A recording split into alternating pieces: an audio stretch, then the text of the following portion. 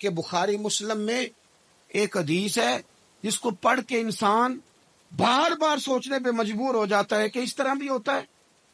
حضرت انس بن مالک رضی اللہ تعالیٰ عنہ ارشاد فرماتے ہیں ہم سب حضور کی بارگاہ میں بیٹھے تھے، بخاری مسلم ہے، نبی پاک علیہ السلام تشریف فرما تھے، حضور کی عادت مبارکہ تھی جہاں موقع آیا حضور بیٹھ گئے، حضور زمین پہ جلوہ فراز تھے، صحابہ کرام نے سوال پوچھنے شروع کیے، یہ بھی بتائیں، کچھ نوجوان تھے انہوں نے کچھ سوالات شروع کیے، انہوں نے بہت زیادہ سوالات کیے کثرت سے۔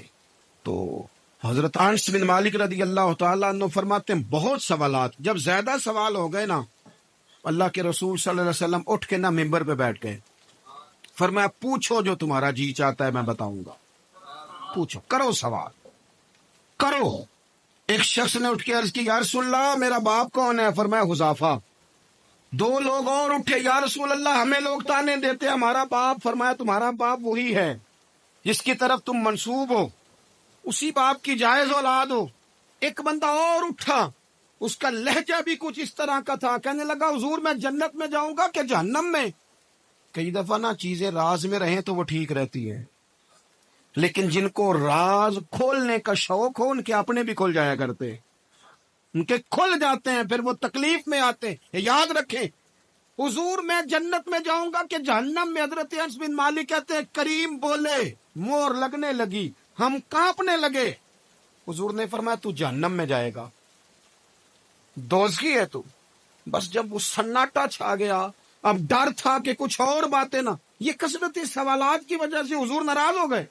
کہتے ہیں فٹافٹ حضرت عمر اٹھے، فٹافٹ، اور کوئی معافی نہیں مانگی، کوئی بات نہیں کی، جناب عمر تھے نا، ہائے عمر تیرے جملوں پہ مر جاؤں، ان راہوں پہ قربان جہاں سے عمر چلتے تھے، ہر حکمران تیری بات کرتا ہے پر عمر تیرے ایک ایک فیصلے پہ میری اولادیں قربان۔ ایسا بھی شخص کوئی پلٹ کے دنیا میں آئے گا جیسا خطاب کے گھر عمر پیدا ہوا۔ حضرت فاروق اعظم اٹھے، یوں ہاتھ باندھے رو پڑے، کہنے لگے نہ حضور نہ، رضیت باللہ ربا وبالاسلام دینا وبسیدنا ومولانا محمد نبی و رسولا۔ حضور ہم بڑے راضی ہیں کہ اللہ ہمارا رب ہے، سونیا بڑے راضی ہیں کہ دین ہمارا اسلام ہے۔ یا رسول اللہ ہم بڑے راضی ہیں کہ اللہ نے آپ کو ہمارا نبی بنا کے بھیجا۔ حضور بڑے یوں ہاتھ باندھے، نہ ساڈا بولیا چولیا معاف کری، غلطی ہو گئی حضور جوانوں سے، نہیں ایسا حضور، نہ اس سے زیادہ کوئی پردہ نہ کھول جائے کہ رضیت باللہ ربا وبالاسلام دینا وبسیدنا ومولانا محمد نبی و رسولا۔ وہ ضرورت کے لیے سوال ضرور پوچھا جائے، حضور پسند کرتے تھے، لیکن بحث میں الجھ جانا، ہر وقت دین کو تختہ مشق بنا لینا، ہر وقت میرا دل تڑپتا ہے، کبھی کبھی سوچتا ہوں یہ میرے نبی پاک کا دین ہے، کیا یہ صرف دنیا میں بحث کے لیے آیا ہے؟ جس کو 4 لفظ آئے اس نے میرے حضور کے دین کو ذریعہ بحث بنا لیا۔ صبح بھی بحثیں، شام بھی بحثیں۔ کریم محبوب علیہ الصلوۃ والسلام نے جو طائف میں روڑے کھائے تھے وہ اس لیے کہ امت بیٹھ کے بحثیں کرے، اس لیے امام علی مقام نے سارا گھرانہ کربلا میں دے دیا کہ تم بحثیں کرو۔ عمل کب کریں گے؟ کرو بحث، صبح بھی کرو، ہر بندہ کرے، مولوی بھی کرے، مفتی بھی کرے، مناظر بھی کرے، اور چلو علماء تو کبھی اعلاء کلمت الحق کے لیے کوئی گفتگو کر بھی لیں، ہر چوک چوراہے میں بحث، ہر جگہ مناظرہ۔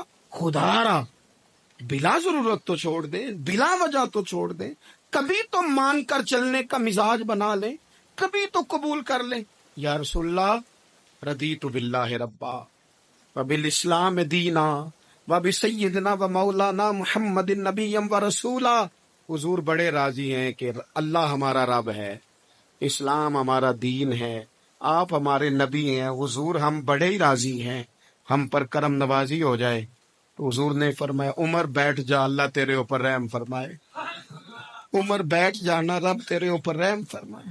قرآن مجید فرقان حمید آپ دیکھیے تو سورہ بقرہ میں سے جو آیہ کریمہ میں نے آج تلاوت کی ہے خطبے میں، اس میں اللہ تعالیٰ نے فرمایا ام تریدون ان تسألوا رسولکم کما سئل موسیٰ من قبل۔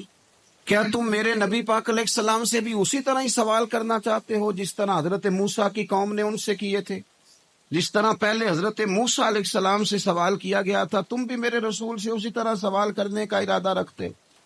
کبھی بنی اسرائیل والوں نے کہا کہ ہمیں پتھر سے پانی نکال کے دیا جائے، کبھی کہا کہ ہمیں کھانا من و سلوا دیا جائے، کبھی کہا کہ ہم اس وقت مانیں گے جب رب کو اعلانیہ دیکھ لیں گے۔ کیا تم میرے رسول سے بھی اسی طرح ہی سوال جواب کرنا چاہتے ہو؟ ضرورت کے لیے سوال ضرور کریں، یہ پہلا ہی سپارہ ہے۔ حضرت موسیٰ علیہ السلام کا زمانہ مبارکہ ہے۔ ایک شخص نے اپنے کزن کو، اپنے چچا کے بیٹے کو، چچا زاد کو قتل کر دیا اور خود ہی اس کا مدعی بن کے حضرت موسیٰ کے پاس آیا کہ بتائیے جناب میرے اس بھائی کو کس نے قتل کیا ہے؟ حضرت موسیٰ نے ایک سادی سی بات کی، کیا فرمایا؟ وَإِذْ قَالَ مُوسَىٰ لِقَوْمِهِ إِنَّ اللَّهَ يَأْمُرُكُمْ أَن تَذْبَحُوا بَقَرَةً۔ حضرت موسیٰ علیہ السلام نے اپنی قوم سے کہا کہ اللہ تمہیں حکم دیتا ہے کہ ایک گائے ذبح کرو، گائے کا کچھ حصہ مقتول کو مارو، وہ خود اٹھ کے بتا دے گا مجھے کس نے قتل کیا ہے۔ یہ پہلا سپارہ ہے قرآن مجید کا، آپ اس کو دیکھ لیں، یہ آیت نمبر 67 سے شروع ہو رہا ہے۔ تو اب وہ چونکہ ذبح کرنا نہیں چاہ رہا تھا، اس کو پتا تھا کہ مجرم تو میں خود ہوں، وہ ذبح چونکہ کرنا نہیں چاہ رہا تھا تو اس سے کہا کہ مارو ایک حصہ گائے کا، اس کو تو یہ اٹھ کے بتا دے گا۔ تو اس نے جواب کیا دیا؟ قالوا اتتخذون ہزوا، کہنے لگا آپ میرے ساتھ مذاق کرتے ہیں، کبھی ایسا بھی ہوا ہے؟ قال اعوذ باللہ ان اکون من الجاہلین، حضرت موسیٰ علیہ السلام فرمانے لگے میں اللہ کی پناہ مانگتا ہوں میں جاہلوں میں سے ہو جاؤں۔ ہر وقت مذاق کرتے رہنا یہ تو جاہلوں کا طریقہ ہے۔ کن کا ہے؟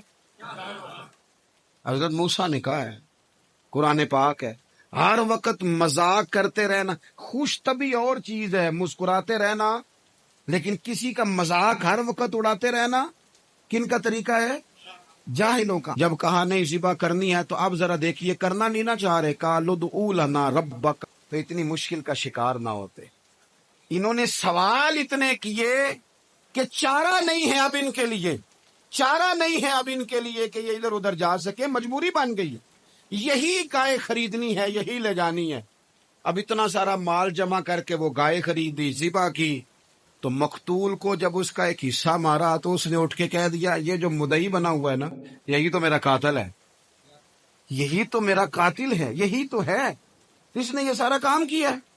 تو زیادہ سوالات کرنا، بہت زیادہ سوالات کرنا، ہر وقت بحث میں رہنا، نبی پاک صلی اللہ تعالی